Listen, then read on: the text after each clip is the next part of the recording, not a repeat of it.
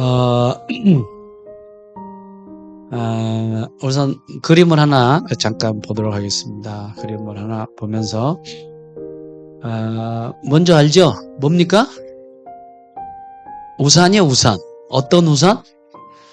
좀 망가진 우산이에요. 잘 들어보세요. 아주 오래전에 영국에 런던에 굉장한 폭우가 쏟아졌습니다. 폭우가 엄청나게 쏟아졌어요. 근데 이제 몇 명의 일행이 함께 시골 농가를 향해서 지나가는데 그때 갑자기 폭우가 쏟아지니까 거기 일행 중에 한 분이 그 시골 농가 집에 들어갔습니다. 들어가서 주인에게 부탁을 하나 했습니다. 무슨 부탁을 하느냐면 갑자기 비가 쏟아져 가지고 있는데 우산 하나만 좀 빌립시다. 그래서 우산을 하나 빌려달라고 주인에게 요청을 했습니다. 그런데 이 주인이 안 빌려줄 수도 없고 또 빌려주자니 그렇고 안 주자니 그렇고 그러다가 하도 그러니까 안 빌려줄 수가 없어가지고 다 부러진 낡은 우산 하나를 저쪽에 대충 있는 걸 가지고 갔다가 그 사람에게 이렇게 줬어요. 그래가지고 그 우산을 주니까 떨어진 우산을 거기 일행 중에 한 여자한테 우산을 탁 전달해 주면서 그 찌그러진 우산을 가지고 비를 피해가면서 이제 떠났습니다.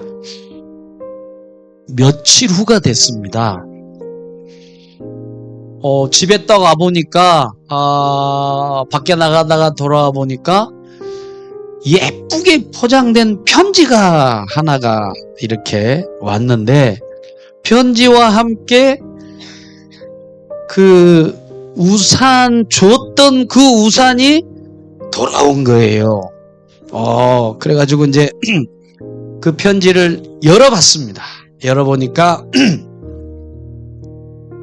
그 편지에는 감사하는 내용을 적은 거예요. 비가 억수로 쏟아질 때 우리한테 우산을 이렇게 빌려주셔서 그때 비를 그래도 조금이나마 피할 수 있어서 너무너무 고맙고 감사했다 라고 하는 정중한 인사와 함께 거기 밑에 사인이 적어 있었습니다. 사인이 누군가 하고 봤더니 엘리자베스 여왕이었어요. 이 농부가 얼마나 놀랬겠어요. 엘리자베스 여왕이 나한테 우산을 빌려달라고 왔는데 사인을 보니까 그때 내가 그냥 좋은 우산을 빌려줬더라면 얼마나 좋았을까. 아유 멍청한 놈 바보 같으니라고 그거 볼 수 있는 안목도 없어가지고 그러가면서 내가 그때 알았더라면 정성을 다해가지고 최고 좋고 넓은 우산을 갖다가 이 여왕에게 드렸을 텐데 그러면서 후회를 굉장히 했던 역사적인 사실이 있습니다. 시골 농가에서 여왕이 지나간 것도 모르고 여왕이 달라고 하는 것을 알아채지 못하고 대접하지 못해서 후회하면서 이렇게 가슴 아파하는 이 농부를 보면서 우리가 이 성탄절을 준비하는 지금 기간에 팔레스타인 땅도 동일하게 이런 역사가 똑같이 비극적인 일이 반복이 되었다고 하는 것이 정말 안타까운 그런 생각을 해보게 됩니다. 이미 2024년도를 지나가고 있는 지금도 방금 얘기한 것과 똑같은 비극적인 일들이 계속 해마다 지나가고 있는 것은 아닌가 이렇게 생각을 해보면서 만왕의 왕 대신 그리고 우리를 억만의 죄에서 깨끗하게 해결해 주실 그 하나님의 아들을 반갑게 영접하지 못하고 예수님을 싫어하고 반대하고 놀라운 특권을 잃어버렸던 그 사람들의 이야기가 오늘 본문 안에 잘 기록이 되어져 있습니다. 저는 오늘 본문의 내용을 쭉 보면서 예수님을 받아들이는 두 종류의 사람을 우리가 생각할 수 있게 됩니다. 성경에 쭉 보니까 만왕의 왕 예수님께서 이 땅에 오실 때에 긍정적으로 예수님을 기뻐하고 좋아하고 축하하고 그냥 반기고 했던 긍정적인 사람이 있는가 하면 예수님에 대해서 무관심하고 거절하고 거기 한 걸음 더 증오하고 거기에 더 한 걸음 더 나가 죽이려고 했던 사람들이 성경에 기록되어 있습니다. 자, 그래서 저는 오늘 우리들에게 우리가 한번 예수님을 긍정적으로 생각했던, 예수님을 좋게 생각했던 우리 그 부분들을 한번 우리가 긍정적으로 받아들이는 사람, 그 다음에 예수님에 대해서 부정적으로 생각했던 그 사람들에 대해서 우리가 한번 두 가지 태도에 대해서 어떻게 사람들이 받아들였는가, 우리가 한번 먼저 부정적인 사람을 먼저 우리가 참고하면서 먼저 살펴보도록 하겠습니다. 예수님의 탄생에 대해서 증오하고 부정적인 사람을 얘기한다면 대표적인 사람 누구냐면 헤롯 1세라는 사람입니다. 우리 한번 따라서 하겠습니다. 헤롯 1세. 자, 헤롯 대왕이라고 나오죠. 여러분 성경 보면 헤롯이 여러 사람의 인물이 나옵니다. 대충 좀 얘기한다면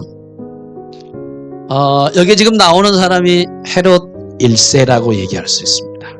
이 헤롯 1세는 오늘 본문에 등장한 헤롯 왕 때에 라고 성경이 시작하잖아요. 왜 성경에 헤롯 왕이라고 얘기를 했느냐?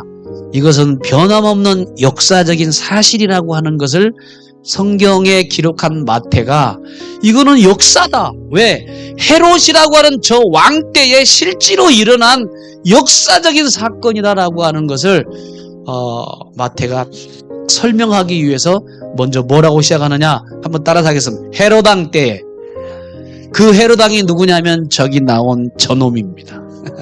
악한 사람이에요. 자, 이 헤롯 1세가 나오고, 자, 헤롯이 성경에 되게 많이 나와요. 예수님과 항상 충돌했던 사람들이 헤롯이 나오는데, 그 다음에 그 아들 헤롯 아켈라오라고 하는 사람이 나옵니다. 아켈라오. 예, 이것도 헤롯이에요. 헤롯 2세라고 얘기를 할 수 있죠. 자, 그 헤롯 1세, 그 다음에 아켈라오가 나오고, 그 다음에 헤롯 계속 연결되는 거 다 헤롯이 들어갑니다. 그 다음에 누가 나오느냐면 헤롯 안티바스가 나와요. 안티바스라고 그러죠. 안티바스. 헤롯가의 자손들입니다. 헤롯의 다 식구들이죠. 다 후손들이죠. 그 다음에 누구 나오느냐면 헤롯 아그리파 1세가 나와요. 아그리파 1세. 그 다음에 아그리파 2세가 등장합니다. 그래서 도합 5명이 나와요. 성경 읽다 보면 먼저 등장한 사람이 헤롯 1세가 나오는데 2살 이하로 죽인 사람이 이 사람입니다. 지금. 그때 한 3,000명을 죽였대. 진짜 나쁜 놈이에요. 얼마나 잔인한 사람인지 몰라요. 이 잔인한 사람인데 이 사람은 어떤 사람이냐? 역사적으로 볼 때 아주 의심이 많은 사람이었고, 이 사람은요 굉장히 잔인했던 사람이라서 폭군이었어. 폭군. 근데 왜 폭군이었느냐? 왕자리를 노리는 사람은 가만히 안 놔둬. 누구까지 가만히 안 놔두냐? 자기가 낳은 세 아들을 죽입니다. 언제? 2살 이하로 죽일 때 자기 아들까지 같이 죽여. 그래서 슬프게 만들어, 백성들한테. 얼마나 사악합니까? 자기 아들도 죽여, 3명을 죽여요. 더군다나 누구를 죽이느냐면 자기 자리가 위태로울까 봐서 의심이 많아가지고 자기 아내를 죽입니다. 이런 나쁜 사람이 어디 있어요? 장모까지도 죽이는 사람. 이 사람이. 근데 이 사람 아내가 몇 명이냐? 15명이에요. 몇 명이요? 15명. 진짜 많다. 그쵸? 네, 정말 많아요. 자식들이 한 20명이 될 것 같아요. 3명을 죽입니다. 처단한 사람. 이 사람이 왜 그러느냐? 권력 욕구가 대단해요. 얼마나 대단한지. 그래서 위협이 되고 자기 왕자리가 좀 의심스럽다, 좀 그렇다, 그럼 죽이는 거야. 이렇게 계속. 아니, 자기 아들을 죽인 사람인데 누구를 못 죽이겠습니까? 세상에 자기가 낳은 아들, 그런 아기들을 죽이는데 아내를 못 죽이겠습니까? 장모를 못 죽이겠습니까? 형제를 못 죽이겠습니까? 누구를 못 죽이겠냐고요. 정말 잔인한 폭군인 사람이 이 사람이에요. 그러면 자, 우리가 헤어드 일세라는 사람이 왜 그렇게 예수님을 죽일 수밖에 없었는가라고 얘기할 때 여기 성경에 오늘 본문에 이제 기록되어 있는데, 왜 인간을 구원하기 오신 예수님을 그렇게 죽이려고 증오를 했는가? 성경을 보니까 지혜로운 동방박사가 딱 찾아왔어요. 예루살렘에 왔어.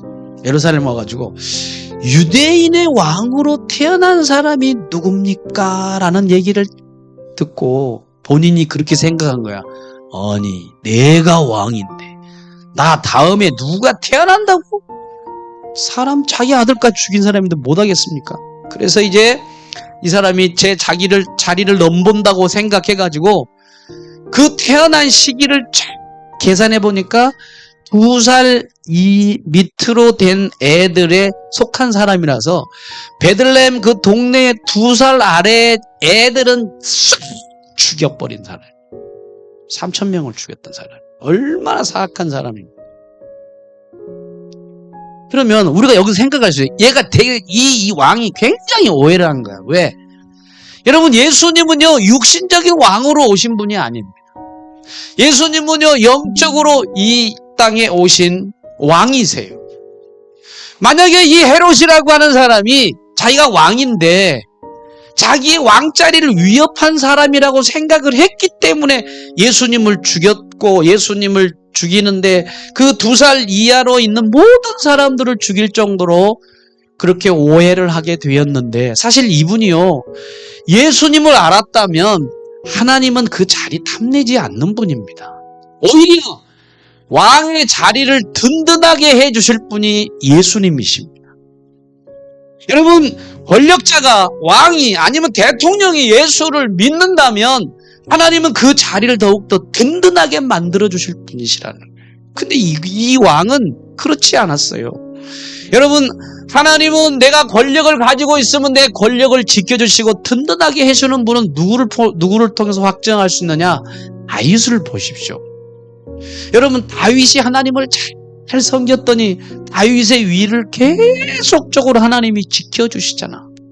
심지어 솔로몬까지도 계속으로 부강한 나라로 만들어주시잖아요.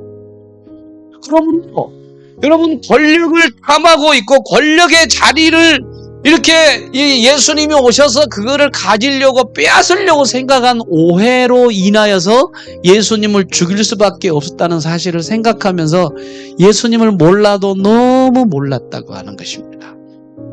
우리는 이런 사람을 통해서 여러분들도 어느 자리에 있을 때, 야, 내가 이 자리를 통해서 예수님이 이 자리를 싫어하시나? 그렇지 않습니다. 여러분의 자리에 있더라도 하나님을 잘 공경하고 섬기면 그 자리를 더 든든하게 하나님이 확고하게 만들어 주시는 분이라는 것을 믿기를 주의 이름으로 축복합니다. 그분이 누구냐면 이 사람이에요. 이 사람, 헤롯이라는 사람. 자, 두 번째 부정적인 인물이 등장해요. 자, 두 번째는 누구냐 하면 오늘 본문을 쭉 읽어보니까 제사장들이 나옵니다. 제사장과 그 다음에 누구냐면 서기관들입니다. 아, 이 사람들 보십시오. 이 사람은 쉽게 말하면 종교계 지도자들입니다. 종교계 지도자. 오늘날 말하면 총회장급들이에요. 합동 총회장 아니면 뭐 감리교 총회장, 성결교 총회장급들이 이 사람들이. 그러면 이분들을 보세요. 여기 지금 등장하잖아요. 이 사람들이 제사장들입니다. 앞에는 흉패를 붙여서 12지파에 그분을 상징하면서 보석을 달아놓은 사람들, 제사장들이라. 그러면 이 제사장 어떤 사람들이냐? 이 사람들은요 예수님의 탄생이 되든지 말든지 나하고는 전혀 상관이 없는 사람들이에요. 이분들은 예수님에 대해서 어떤 생각을 가지고 있었느냐? 이상하리만큼 예수님에 대한 내용을 너무너무 잘 알고 있었던 사람이었어요. 그런데 무관심해. 이분들은요, 나하고 관계가 없다라고 생각한 거예요. 예수님에 대해서. 얼마나 관계가 없느냐. 이 사람을 보면 당시에 종교계 지도자라 할지라도 이분들은 성경에 능통했던 사람. 성경을 얼마나 잘하는지 아십니까? 여기 본문의 내용을 보면 이제 유대인의 왕으로 나신 이가 어디 계시냐 그랬더니 이제 헤롯 왕이 그걸 알고 나서 제사장들과 서기관들을 불렀어요. 불러놓고 뭐라고 그러느냐? 야, 메시아 예수가 어디서 태어날 것 같냐? 그랬더니 자, 이렇게 말합니다. 자, 5절 다 같이 4절부터 5절을 한번 읽어보게요. 6절까지 시작. 왕이 모든 대제사장과 백성의 서기관들을 모아 그리스도가 어디서 나겠느냐 물으니 이르되 유대 베들레헴이오니 이는 선지자로 이렇게 기록된 바 또 유대 땅 베들레헴아 너는 유대 고을 중에서 가장 작지 아니하도다. 내게서 한 다스리는 자가 나와서 내 백성 이스라엘의 목자가 되리라 하였음이니이다. 아멘. 따라서 하겠습니다. 유대 베들레헴이오니. 야, 진짜 이 사람들은요 보통 사람들이 아니에요. 성경에 대해서는 핵심 사람이에요. 선지자들이 이사야 선지자, 그 다음에 성경에 수많은 대선지, 소선지 가지고 있는 그룹 쓴 사람들, 그런 사람들이 얘기한 내용을 꿰고 있었던 사람이었어요. 메시아가 어디서 태어난다, 베들레헴에서 태어난다, 베들레헴의 촌동네에 태어나는 것을 너무 자세하게 알고 있었는데 구약의 역사와 구약의 모든 예언적인 내용을 정확하게 알고 있었던 이 사람들이요, 지식 수준은 대단한 사람들이에요. 얼마나 대단합니까? 왕 앞에 갔다가 얘기를 하잖아요. 베들레헴입니다. 베들레헴에서 태어나십니다. 그러면서 예언의 말씀을 뭐라고 말하냐면 내게서 한 다스리는 자가 나와서 내 이스라엘의 목자가 되리라라고 하면서 정확하게 예수님의 태어날 것을 예언한 것을 그대로 전달했던 사람이 여기에 등장했던 이제 총회작금에 해당하는 제사장들과 서기관들입니다. 그러나 무관심했어요. 무관심해. 그럼 왜 무관심했을까? 여러분, 이 사람들이요, 왜 무관심했을까요? 여러 가지로 얘기를 할 수 있습니다만은 이 사람들이 예수님에 대해서 무관심하고 예수님에 대해서 전혀 신경을 안 썼던 것은 뭐냐 하면 태어날 장소도 알면서도 이분들이 무관심한 이유가 있었습니다. 이분들은 쉽게 말하면 종교계 당시 지도자였지만 뭐에 대한 관심이 지대했느냐? 자신의 특권만 챙기는 사람들이었어요. 영적인 지도자라고 하는. 동시에 이 사람들은요, 왕의 눈치를 굉장히 보는 사람이었습니다. 그래서 정치하고 굉장히 밀접한 관계를 가지고 있었던 사람입니다. 그래서 정치와 자기들의 특권과 그리고 자기들이 가지고 있는 그런 명예적인 부분들을 가지고 있었기 때문에 예수가 오든지 말든지 자기하고는 전혀 상관이 없는 사람. 오히려 예수님 오는 것을 부담스럽게 여겼고, 여러분, 예수님이 이 세상에서 공생애를 할 때 죽이려고 했던 사람들이 이 사람들입니다. 예수님을 돌로 때려 죽이려고 했던 사람이에요. 이런 사람들이 종교계 지도자들. 그래서 예수님이 이분들을 향하여 뭐라고 그러냐면 이제 겉만 무성한, 입만 무성한 무화과 나무 같다. 저주하시는 모습을 보게 됩니다. 겉으로는 종교인인데, 겉으로는 신앙을 갖고 있는 것 같은데 속에는요 다 비어있고 썩어가지고 죽어있는 사람들의 그런 모습을 주님께서 비판하시고 판단하시고 야단치시는 사람들이 이 사람들이에요. 그럼 이 사람들이 오늘 뭐라고 얘기를 하느냐, 이렇게 얘기할 수 있어요. 성경적인 지식은 쫙 끼고 있어. 성경 지식은 너무나도 잘 알아요. 뭐라 그러면 야, 나 다 알아. 다 아는데 뭐가 없냐? 행동이 없어. 제가 다 알아요. 성경 공부 안 해요. 말씀을 자기가 알고 있다고 하는 것, 얕은 지식을 가지고 저는 어렸을 때 신앙생활 해왔어요. 다 알아요. 난 다 압니다. 근데 실천이 없고 순종이 없는 사람들의 대표적인 사람들이 이런 사람들이에요. 우리는 이런 사람들을 뭐라고 그러느냐? 실천적인 무신론자라고 그럽니다. 이런 사람들. 한번 따라서 하겠습니다. 실천적인 무신론자. 무슨 적인지 아세요? 이 사람들은 실천이 없이 실천을 하지 않아. 그리스도인이라고 하는 이름을 가지고는 있는데 삶에 전혀 순종하지 않습니다. 실천하지를 않아요. 말씀대로 살지를 않아요. 믿는다고 하면서도 이기적이고 믿는다고 하면서도 거짓말 잘하고 자기 중심적인 무늬만 있는 집사들이 될 수도 있고요. 전목사도 될 수도 있어요. 저도 될 수 있어요. 장로님도 될 수 있어요.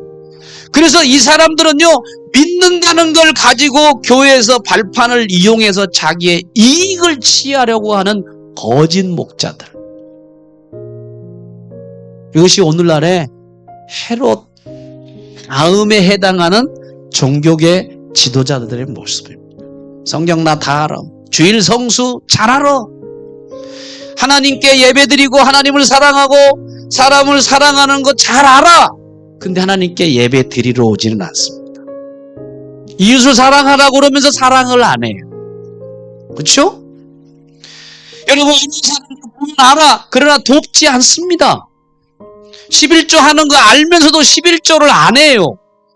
그것만 그렇습니까? 이 사람들은요, 전혀 자기의 명예와 세속적인 욕망 속에 가득 차 있어서 믿음을 가지고 있는 것 같은데 실천적인 무신론자들에 해당하는 사람들이, 여기 대표적인 인물들이 여기에 등장하는 서기관들과 제사장들의 모습이라고 하는 것입니다. 오히려 이 지적인 수준과 명예와 세속적인 것 때문에 이 사람들은 지옥에 가는 사람들. 너무 안타깝잖아요. 성경을 많이 알면 뭐해? 삶을 그대로 안 사는데. 교회 오면요, 한 1년, 2년 지나면 웬만한 건 압니다. 설교 들으니까. 그러나 삶은 전혀 변함이 없이 안 믿는 사람하고 똑같이 행동하고 있어요. 어떤 사람이냐? 바리새인과 서기관들의 형태를 가지고 있는 사람들이라는 거예요. 자기 이득이 뭘까? 교회 와서 표 얻으려고 하는 저 정치하는 사람들. 그렇죠? 도대체 정치하는 사람 보세요. 정치 딱 하고 표 의식해가지고 주일날 뭐 선거할 때는 저는 무슨 교회 뭐 장로입니다, 집사입니다. 기독교를 폄하하고 욕하는 것들이 그 안에 다 들어가 있어요.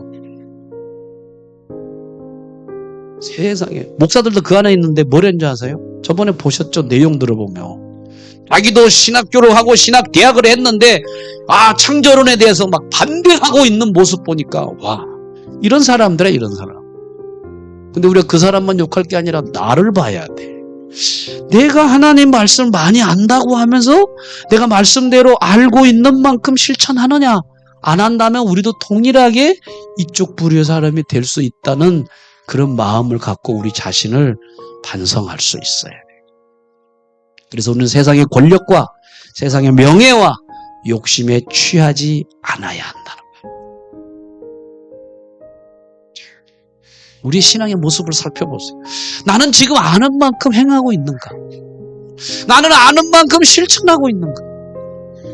오늘 우리가 이 사람을 보면서 세속적인 마음이 들어오면 하나님과는 전혀 상관없는 사람이 될 수 있고 결국에 주님께로부터 버림받는 사람이 될 수 있다는 것을 우리가 한번 잠시 이 사람을 통해서 한번 생각해 볼 수 있는 부분입니다. 자, 오늘 본문에는 나오지는 않았지만 이제 이런 성경에도 나오긴 나오지만 세 번째 인물을 한번 좀 살펴보겠습니다. 자, 세 번째는 누구냐면요, 여관 주인입니다. 여관 주인. 여관 주인. 여러분 한번 그림을 볼까요? 자, 어떤 사람입니까? 지금 마리아와 요셉이 지금 이제 노새를 타고 당나귀를 타고 이렇게 쫙 여관을 딱 갔어요. 왜? 지금 배가 불러가지고 10개월이 돼가지고 막 배에서 이제 아프고 고통이 나고 빨리 나오려고 막 그러는 상황이 있습니다. 여관집을 찾아왔어. 그래서 예수님에게 가장 좋은 방과 좋은 집으로 모셔야 되는데 이분은 지금 뭐 하느냐 하면 나는 지금 손님들을 받기에 바쁩니다. 나는 돈 벌기에 바쁩니다. 나는 사람들이 오면 얼른 서빙을 해줘야 됩니다. 해가지고 자리가 꽉 차가지고 갈 데가 없어. 빈 방이 없는 거예요. 빈 방이 없으면 자기 방이라도 내놓을 수 있지. 그러나 이 사람은 그런 마음이 없었어. 그래서 하나님의 아들에게 가장 좋은 서비스를 할 수 있는 특권의 기회를 놓친 안타까운 사람이 누구냐? 여기 여관방 주인이라고 얘기를 할 수 있습니다. 도 여관 주인이라고 할지라도 다 방이 다 객석이 다 찼어. 각 방들이. 그러면 여러분, 하나님의 아들 예수님이 오셨는데 그분을 위해서 자리를 내드리면 얼마나 좋겠어요. 어떻게? 그 중에 한 사람을 보내든지 아니면 자기가 잘 곳을 비우든지 해가지고 그 방을 주님께 내드리면 얼마나 좋았겠냐 말이에요. 그러나 그렇지 못합니다. 그래서 결국에 이 사람은 그 방을 내드리지 못하다가 결국에 뭐냐면 여러분들이 아시는 대로 마구간으로 내주잖아요. 마구간. 짐승이 먹는 마구간 밥통 안에 예수님이 출생하시는, 결국에 거기서 출생을 하시는데, 이 사람은요 참 안타까운 사람이에요. 물론 이런 사람도 안타까운 사람인데 이 사람은 정말 안타까운 사람이에요. 왜 그러는가? 이 사람은요 돈 버는데 바쁜 거예요. 돈 버는데 바쁜 사람이에요. 내가 오늘 한 사람을 모시면 얼마의 수입이 생기지, 내가 돈 버는데 예수님을 자기의 방으로 모시지 못한, 그래서 하나님께 예배드리고 경배할 수 있는 놀라운 기회를 놓쳐버렸던 정말 안타까운 사람이에요. 돈 버느라, 손님을 하느라고, 자기의 어떤 이득을 챙기기 위해서 세상적인 욕심 때문에 예수님을 향하여 상을 내드리지 못하는 안타까운 사람이요, 여기에 여관집 주인이라고 하는 사람입니다. 여러분, 우리가 이 부분을 생각해 봐야 돼요. 여러분들, 우리가 성탄 준비를 우리가 지금부터 이제 하고 있는 상황인데, 우리가 이 성탄절을 준비하면서 예수님을 얼마나 우리가 준비하면서 잘 내드릴 수 있을 것인가? 우리가 한번 고민하면서, 우리가 혹시 눈에 어두워서 정말 돈 버는 거 너무너무 중요합니다. 여러분, 돈 열심히 버세요.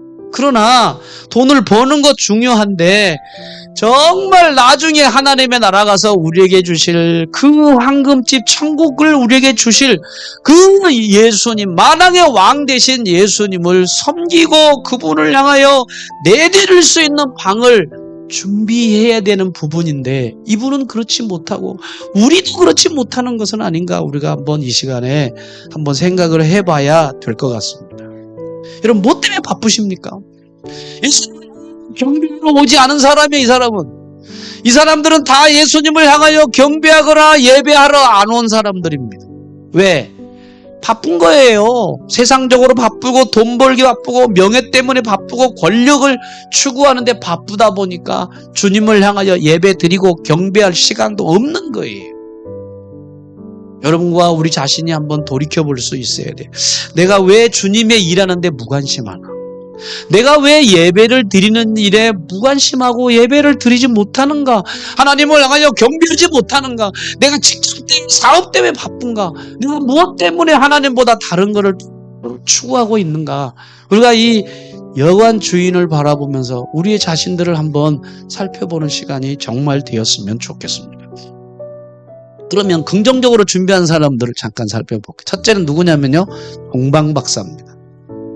동방박사. 한번 따라서요. 동방박사.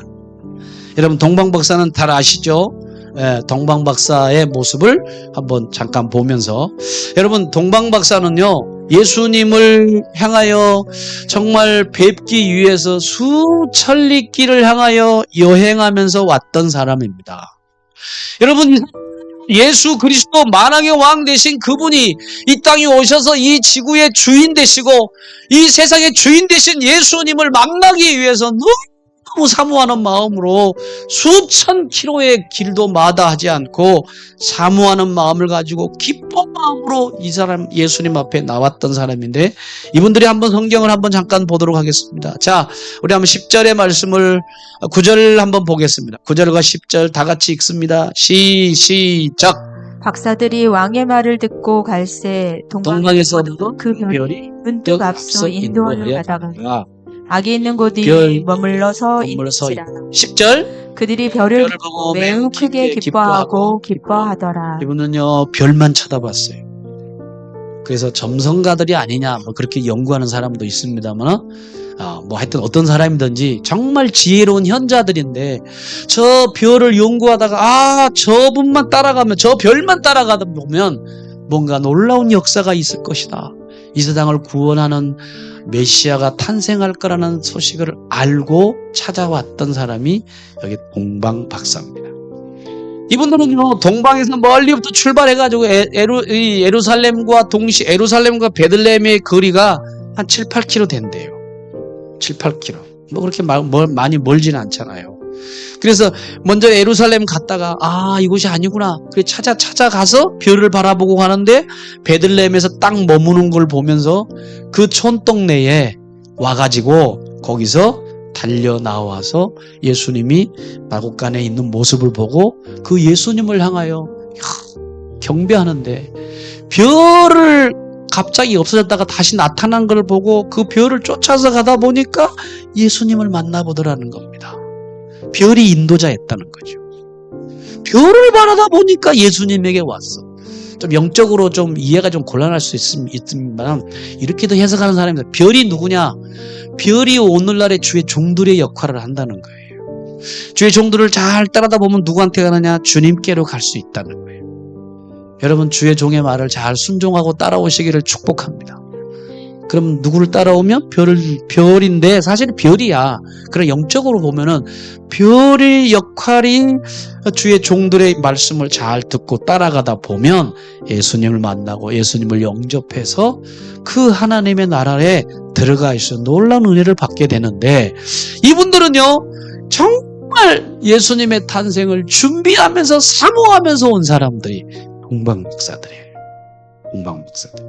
여러분, 우리가요 25일날 성탄절 수요일날이잖아. 그래서 우리 청년들하고 주일학교하고 지금 예수님의 성탄을 열심히 지금 준비하는 가운데 있습니다.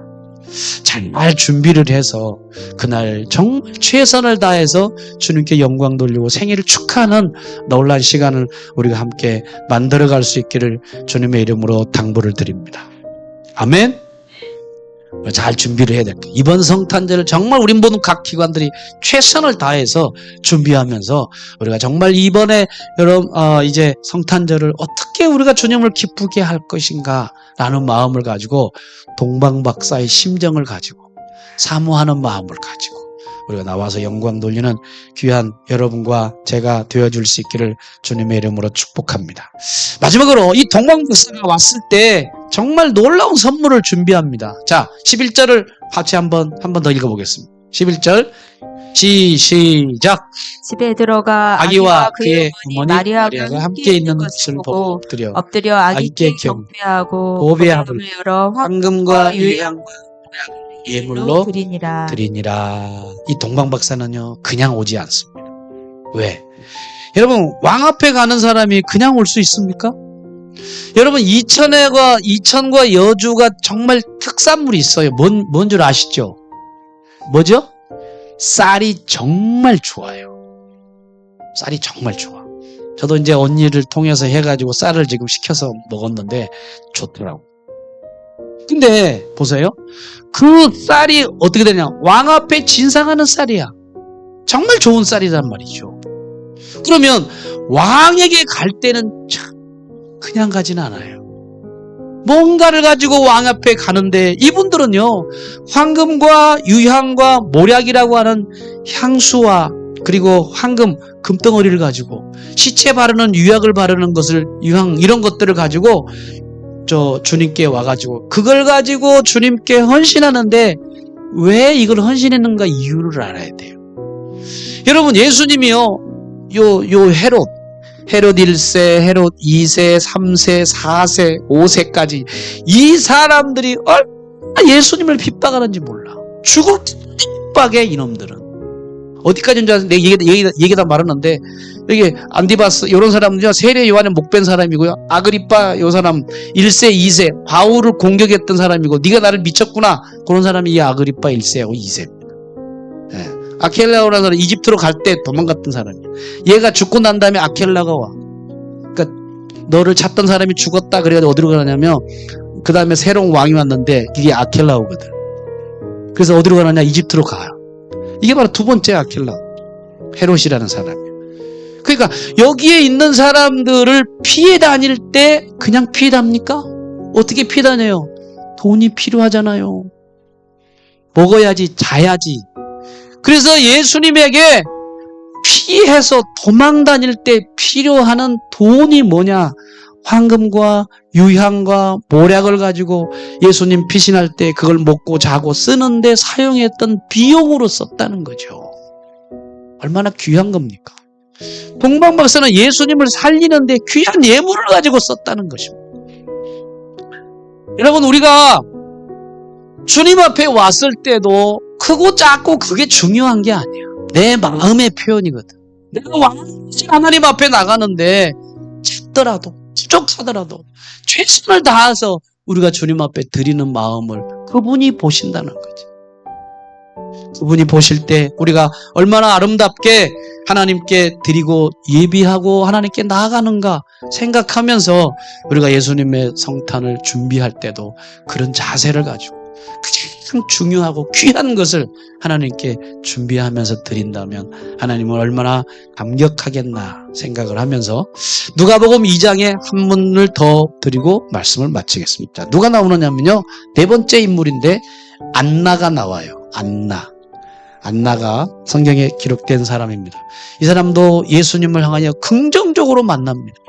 이분은 성전을 떠나지 아니하고 어떻게 했느냐면 주야로 금식하면서 하나님 내가 예수 그리스도 메시아를 만나보고 싶다라고 그는 금식하면서 기도하다가 시므온과 안나가요 둘이서 주님을 만나고 어린아이를 품에 안는 모습이 나와요. 이 사람은 기도하다가 성령의 충만함 받고 예언을 통하여 오신 그 예수 그리스도를 가슴에 안고 기뻐하면서 나중에 이 사람이 세상을 떠났던 사람입니다. 여러분, 우리는 예수님을 여러 가지 방법으로 만날 수 있지만 어떻게 준비할 거냐? 이 안나처럼 뭐 하느냐? 기도하면서 주님을 기다려야 된다는 겁니다. 어떤 기도? 성령 안에서 하는 기도. 시몬과 안나는요 예수님을 준비할 때 기도하면서 성전에서 살면서 주님을 만났습니다.